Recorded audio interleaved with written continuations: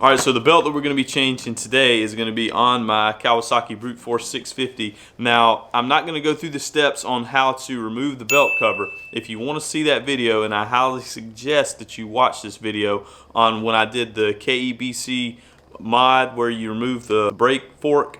They call it the KEBC clutch fork mod. It's called different, it goes by different names, but basically I did that mod and I showed how to remove every bolt, where every bolt's location was, the steps on that, taking it off. So if you want to see that part, check out that video. I will link it down at the end on my end screen. I'll link that video so y'all can watch that. Tools you're going to need here are going to be sockets, extensions, Phillips head screwdriver, depending on like on this particular four-wheeler, it has a belt cover to take that off.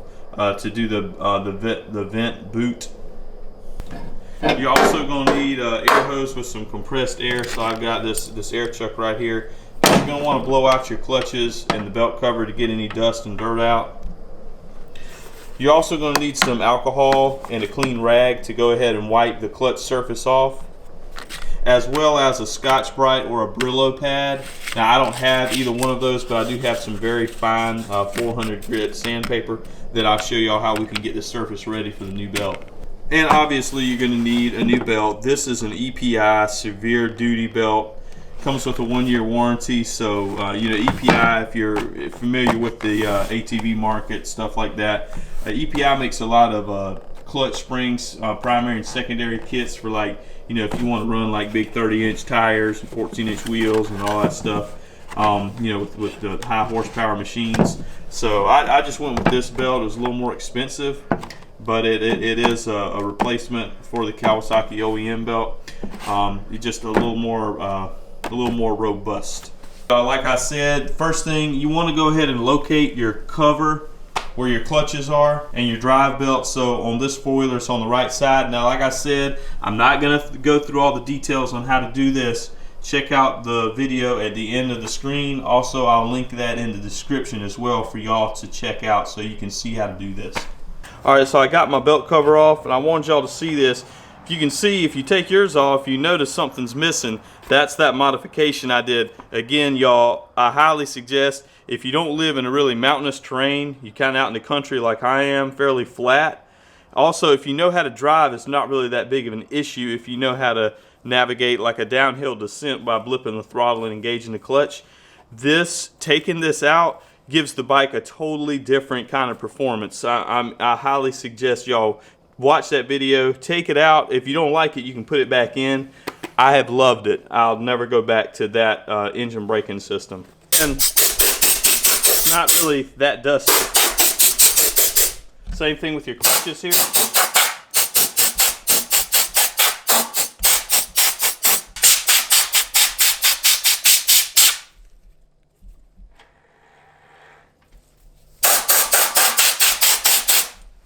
So you just go ahead and do that until you get everything pretty clean, get all the dust off of it. Alright y'all, so now that we have the cover off, you can see your CVT system. Now CVT, for those of you who don't know, stands for continuously variable transmission. The driver, or your primary clutch, is in front. Now this is attached directly to the crankshaft. Now inside this primary are flyweights and springs to create upshift force and compress the belt, or squeeze the belt rather. Now your primary is called RPM sensing, because it changes shift force based solely on engine RPM. Now when this turns, it turns the belt, which transfers power to the secondary or driven clutch. The secondary is called torque sensing, because it creates backshift force based on the load from the tires. The clutches will shift until the force from the primary equals the shift force from the secondary. And your belt is important because this is the only link on these type of engines and systems. This is the only link between your engine and the gear case. Now on some of these systems you may have to thread a bolt into like an expansion hole to expand this secondary clutch to get the belt off. On this system you do not. We can roll this off by hand, and I'm going to show y'all how to do that in just a second. Now when you go to do this, I would suggest putting some gloves on so you don't jack your fingers up too bad. The gloves I have on right here, y'all can see Ulsa Tools. I've used products from this company before, affordable, and their stuff holds up pretty good. So you can use discount code RKR on their website, and I will provide a link in the description below. So the way I do this, you want to start to roll this back. So you want this belt to ride up and over your secondary. So try to start working it back and rolling this back like that. Pull on it.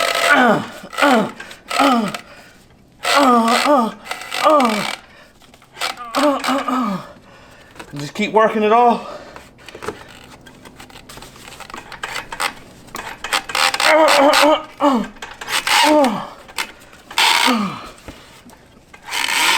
Oh, damn, just like that. All right. Okay. And that's how it works. That's how that comes off, just like that. Whew. So some things to look for when you're inspecting your old belt. You want to make sure that both sides appear to be evenly worn. And on this belt, that's the case. Now, if you had one side that was very heavily worn and the other side was not, you could have alignment issues on your clutch, and that's going to eat up any belt that you put on this machine, y'all. So everything on this belt actually looks pretty good. Main reason I'm replacing it is because it's been on here for over 10 years, and you can see here it's a Kawasaki belt. And I want to tell y'all real quick a myth. You see this directional arrow here? Belts are not directional. When you put a new belt on, it doesn't matter if you put it this way or if you put it that way. The alignment, the arrow is only on here so that you put it on the same way and take it off the same way. If you took it off for any reason to do maintenance and you put it back on, to get the most life out of this belt, you want to keep it going in the same direction. That's the only reason that arrow is there. They started doing this years ago and people thought it meant it was directional. That's not the case.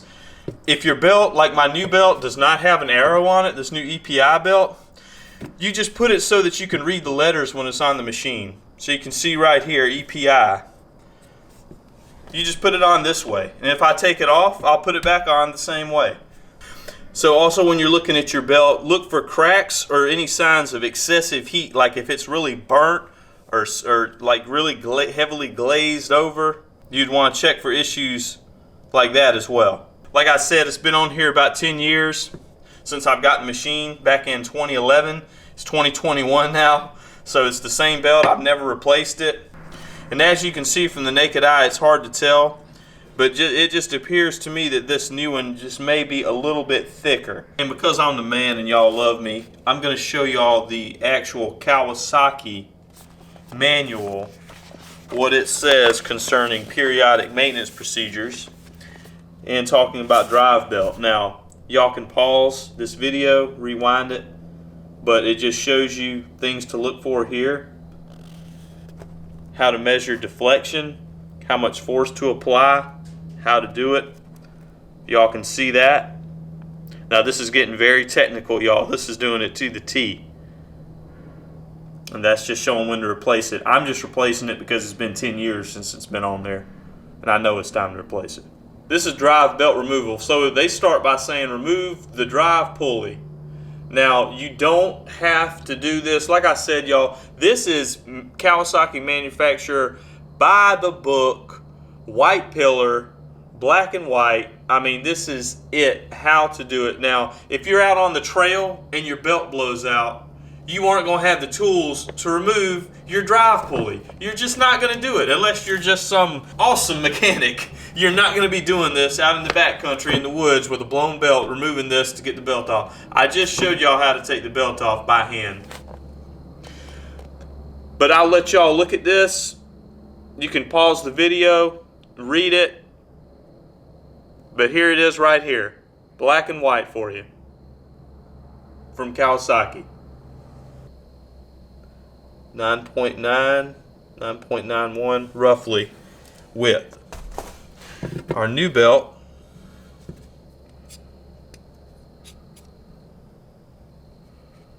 has a width of 10.07, 10.06. So definitely the old belt was worn some. like I said, was it very heavily worn? No, not necessarily. So, and the belt gets worn from riding inside these clutches because these clutches squeeze the belt like this. And so there's force being applied. The clutches are squeezing the belt, which causes wear along both sides. So our next step here is going to be to inspect the clutches. So the insides, we're going to clean out any pieces of the old belt or debris. You can see we've got some, some belt, some glaze, some wear on here. So we're going to clean this off. Like I said, you can use alcohol solution. Don't use brake cleaner or starting fluid or anything like that. It's just too caustic, and if it gets on the belt, if you don't clean it off real good, it can break down that rubber compound. So just some alcohol, a rag, we're going to spray the inside. We're going to wipe this down.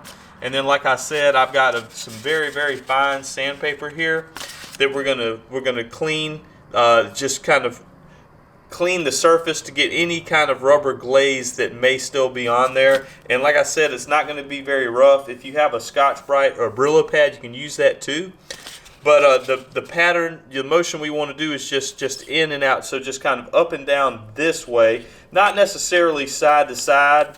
And if you can understand, theoretically, from a technical standpoint, the belt running in this direction, you really want it to be able to grab. So we want to wipe in and out, just kind of straight down this way, not side to side. Like I said, with this, it's okay to scuff the clutch face, but you don't want deep scratches. That's why this is some very, very fine sandpaper, y'all. Also, when you're looking at this, if there's a pronounced groove in your primary, it would be time to replace that. But I've inspected mine, there's no pronounced groove in the primary. So if you can see that, it's just all one uniform surface. So cleaning the clutch surfaces, like I said, go ahead with some alcohol. Don't put it directly on the clutch sheaves. Just go ahead and put some here on your rag. And we're just going to wipe, like I said, go around the insides. Same thing here on your secondary. Your driven clutch, just going to lightly, straight up and down.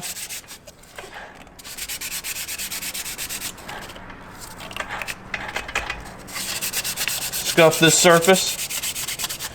This just helps to get any glaziness on there still that you can't get off with just a soft rag. Here,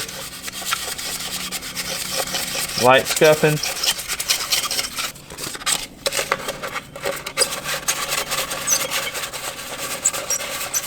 So some light scuffing, and I'm going to go ahead one more wipe through. Make sure everything's good and clean. And so, yeah, had a little debris in there, a little belt glaze, and looks like just from the color, the black. So now that that's done, you're ready to install your new belt. So like I said, your new belt here, we're gonna go ahead, put this on. The direction, like I said, I'm putting it so that you can, if you're looking down at the top of the machine, you can read it, the letters are facing out. So go ahead, slip it here, right here around your primary. Go ahead and put it on, and you're just going to roll this. Put it on here, and you're just going to give it a roll. Give everything a roll, kind of a turn on here. Push it on.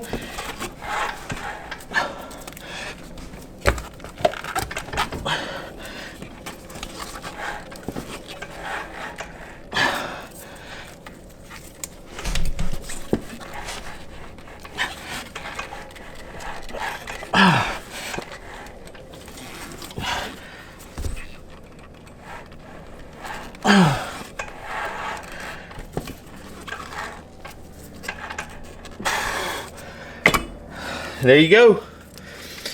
That's it. So new belt is on, installed, and ready to go. And whenever you put it on, you just kind of give your secondary a turn so that it'll go ahead and ride up here to the top, like so. So everything looks good. Now we're gonna go ahead and install our cover, and I'm gonna show y'all how to do the break-in period the right way. All right, y'all, so we're out here about to do the break-in period. I got you mounted up here so I can kind of walk y'all through the process. So the big thing with the break-in period, you don't have to go drive this thing for like, 60 miles and, less than quarter of a throttle and all that. The big thing with the break-in is the heat cycles that you run it through. So on here, what you want to do basically on any machine, start it up, you're going to drive it for about 15 minutes. So I've got my stopwatch here. Like I said, I got my stopwatch here. What we're going to do, drive it for about 15 minutes. We're going to shut it off. We're going to let it sit for 30 minutes. We're going to drive it again for 15 minutes, shut it off and let it sit for about half an hour, 30 minutes, and then you're good to go. You don't want to get on it immediately and just pin the throttle wide open. And when you're driving, you don't want to go over 3/4 of a throttle, so don't get on it, like I said, and go wide open, full throttle, full send. Keep it under 3/4 of a throttle, run it through low range, run it through high range, and just get it warmed up. Don't do anything crazy, just kind of cruising. All right, so we're gonna fire this baby up, and now my brute force this is 05, it's carbureted. She is cold-blooded, buddy. Time for a new battery.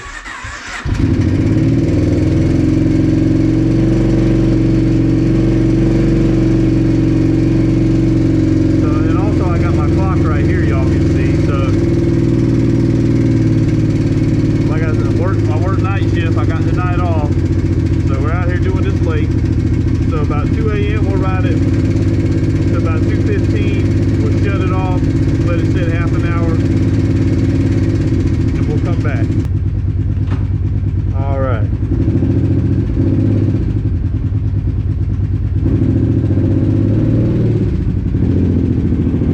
So far so good. She's moving at least.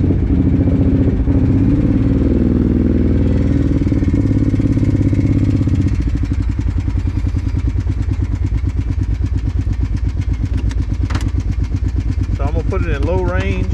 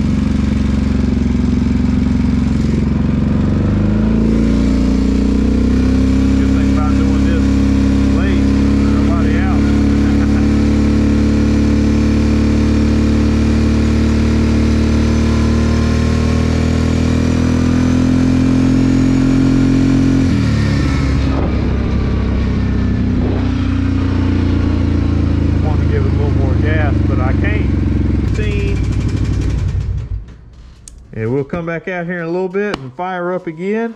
And we're gonna wait about 30 minutes. So 2:15, we'll be back out here around 2:45. All right, y'all, back out here. Now, I know I said about 2:45, but you know, I gave it a little extra time to sit out here and chill.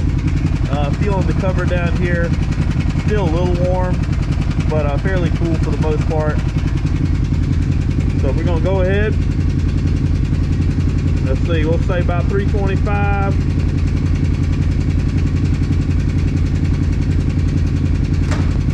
About 3:40 roughly, we'll go ahead and shut her back down. All right, about 3:42, rolling back in.